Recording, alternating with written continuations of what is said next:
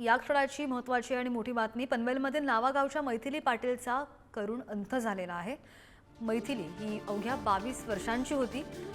मोठी झाल्यानंतर हवाई सुंदरी होण्याचं स्वप्न तिनं उराशी बाळगलेलं होतं आणि स्वप्न पूर्ण झालं, मात्र विमान अपघातानं सगळंच संपवलेलं आहे।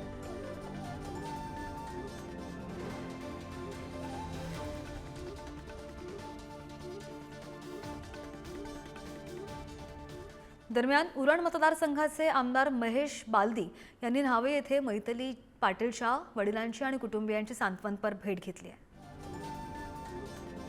मैथिलीच्या कुटुंबियांची आमदार महेश बालदी यांनी सांत्वनपर भेट घेतलेली आहे। फक्त 22 वर्षांची होती मैथिली। बातमी पाहतोय पनवेलमध्ये।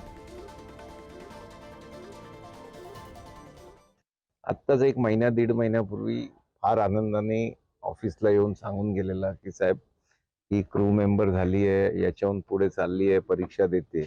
एक आनंदाचं वातावरण घरात असताना असा अपघात होतो आणि ती आम्हाला सगळ्यांना सोडून जाते।